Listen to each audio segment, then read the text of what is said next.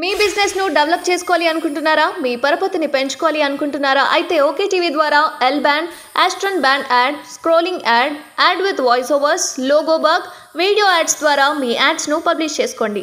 సంప్రదించవలసిన phone number 8520917933.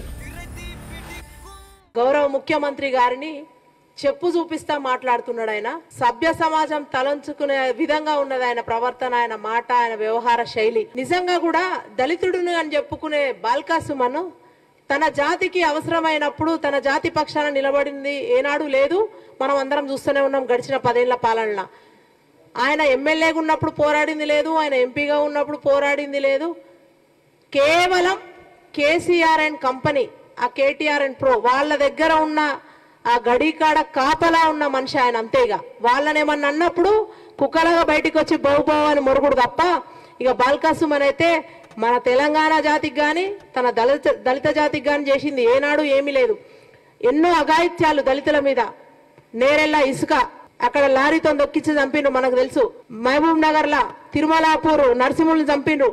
వనపర్తిలో అమ్మాయి fee reimbursement రాక ఆ అమ్మాయి చనిపోయింది. ఆ అమ్మాయి పక్షాన మాట్లాడింది లేదు. మరియమ్మ లాకప్ డెత్ గురించి కూడా ఎన్నడూ మాట్లాడింది లేదు.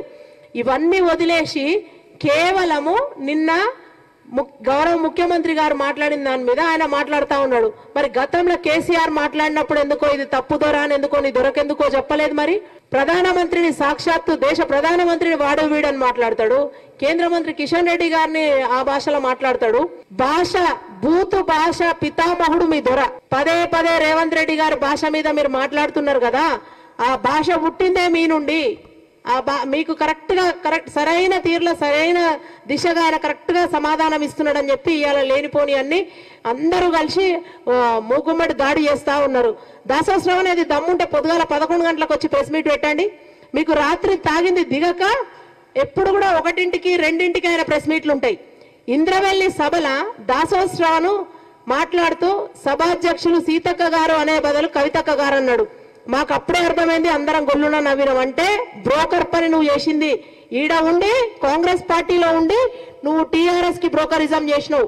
నీకు ఎన్నడూ నువ్వు లైఫ్ లాంగ్ వాళ్ళ చెప్పులు మోసినా వాళ్ళ బూట్లు నాకినా నువ్వు ఇంతగానం దిగజారి నీ స్థాయిని దిగజార్చుకొని మాట్లాడినా, రేవంత్ రెడ్డి గారి మీద ఎన్ని అవాకులు చివాకులు పేలినా నీకు జీవితంలో రాజకీయంగా నువ్వు ముందుకు పోవు.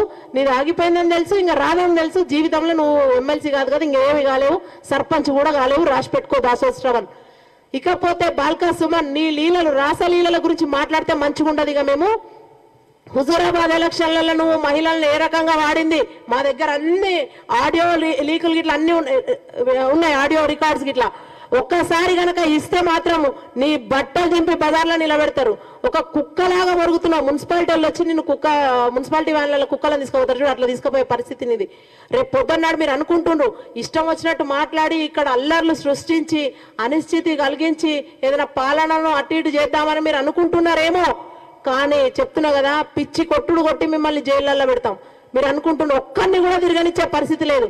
ఏమి వామన్ రావు దంపతుల గురించి నీ జిల్లాలో జరిగినప్పుడు మాట్లాడవు.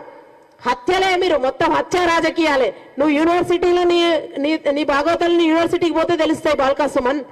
మొత్తం ఉద్యమం పేరు మీద నువ్వు ఎంత సంపాదించుకున్నావో తెలుస్తుంది. ఉద్యమం అయిపోయినాక మీరు అధికారంలోకి వచ్చినాక నీ ఆస్తులన్నీ ఇప్పుడు అంతెందుకు. ఒక ఎపిసోడ్ అంతా అమ్మాయి ఎవరు, సంధ్య అని, నీ మీద మొత్తం అవే అలిగేషన్స్.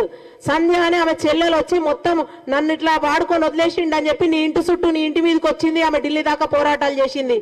నీ సిఐలను నీ పోలీసు వాళ్ళని పెట్టుకున్నప్పుడు నీ పాలనలో అవన్నీ బయటికి తీస్తాం. ఇప్పుడు నువ్వు ఎక్కువ తక్కువ మాట్లాడితే బాల్కా సుమన్ గుర్తుపెట్టుకో, అధికారం మీ చేతిలో ఉంది కదా అని చెప్పి ఆమె తప్పుడు మనిషి, ఆమె మార్ఫింగ్ చేసింది. బాల్కా సుమన్ భార్య ప్లేస్ లో సంధ్య ఫోటో పెట్టుకుంది. ఇట్లాంటివన్నీ చేసి అందరినీ మభ్యపెట్టినావు. తెలంగాణ సమాజానికి మొత్తానికి తెలుసు నువ్వు ఎంత ఎదవో. వాళ్ళు తీని పడేసిన బొక్కల కాశపడి ఇవాళ నువ్వు ఇంకొక పేరు చెప్పిన కదా ఇందాక, తిరుగుబోతైనా నువ్వు, తాగుబోతైనా వాడు, ఇష్టం వచ్చినట్టు మాట్లాడుతూ ఉన్నారు. ఖబర్దార్, ఇంకొకసారి ముఖ్యమంత్రి గారిని కానీ కాంగ్రెస్ లీడర్లను కానీ మీరు కనీసం ఆ వైపు కన్నెత్తి చూసినా కూడా మంచిగా ఉండదని చెప్తా ఉన్నాం. నిజంగా ఇవాళ చాలా మంచిగా పోతా ఉన్నారు ముఖ్యమంత్రి గారు. మేము ఇచ్చిన స్కీమ్లకు ప్రకటించిన 6 గ్యారంటీల మీద కానీ మేము చేస్తా ఉన్న అభివృద్ధి సంక్షేమ పథకాల మీద కానీ చాలా చక్కటి పరిపాలన అందిస్తూ ముందడు పోతా ఉంటే ఓర్వలేక మీరు ఇవాళ చేస్తా ఉన్నావు. నిజంగా కూడా దాసో శ్రవణ్ నీ అంత దరిద్రుడైతే ఇంకొకళ్ళు లేనే లేడు చెప్తున్నా. తెలుగు రాష్ట్రాలలో కాదు ఇంకెక్కడ చూసినా కూడా నువ్వు ఏ పార్టీకి పోతే ఆ పార్టీ సర్వనాశనం, నువ్వు అడుగు పెడితే కథమే. అందుకని చెప్తున్నా, ఇంకొకసారి మాట్లాడేటప్పుడు ముందుగా చెప్పినా కదా, పొద్దున 11 గంటలకు ప్రెస్ మీట్ పెట్టి మాట్లాడు, మళ్ళీ రేపు నాకు కౌంటర్ 11 గంటలకి ఈ దమ్ముంటే నీకు. తర్వాత నిజంగా కూడా అల్లర్లు సృష్టించి ఆగమైతామని చెప్పి ఇష్టం వచ్చినట్టు మాట్లాడితే మాత్రం బొక్కలు ఇరగొట్టి మిమ్మల్ని బొక్క బోర్ల వండబెట్టి తొక్కి బొక్కలు ఇరగొట్టి జైల్లో పెడతాం. మళ్ళొక్కసారి హెచ్చరిస్తా ఉన్నాం, ఖబర్దార్ బాల్కాసు మన గుర్తు పెట్టుకో, మొత్తం నీ చిట్ట అంతా బయటికి తీస్తాం. రోడ్డు మీద తిరగలేని పరిస్థితి నీది బాల్కాసుమన్, గుర్తు పెట్టుకో. నువ్వు ఎవరిని అంటున్నావో ఒక్క రోజైనా సరే నువ్వు నీ జాతి గురించి మాట్లాడలేదు. ఏ దళిత సంఘాలు ఎందుకు ఖండించవండి? ఎందుకు ఖండించారు అంటే దళితులు అయితే మాత్రం ఏదైనా మాట్లాడచ్చా? ఎవరినైనా ఏదైనా అనొచ్చా? మీదైనా వస్తేనేమో మీ దాకా రాకముందే అట్రాసిటీలు అవి అంటూ ఉంటారు. మరి ఇక్కడ ముఖ్యమంత్రి రేవంత్ రెడ్డి గారిని అంటే మాత్రం మీరెవరు పెదవి విప్పరే? మీకేం బాధ్యత లేదా? నేను అదే ఒకటే అడుగుతా ఉన్నాను తెలంగాణ సమాజాన్ని. ఈ బాల్కాసుమన్ అనేటోన్ని ప్రమాదకరమైన వ్యక్తి, అత్యంత ప్రమాదకరమైన వ్యక్తి. అన్ని రోడ్ల మీద తిరగకుండా చూడండి. మరొకసారి మీకు విజ్ఞప్తి చేస్తా ఉన్నాం. ఈ పాత్రికేయ సమావేశానికి విచ్చేసిన మీ అందరికి కూడా ధన్యవాదాలు. Thank you.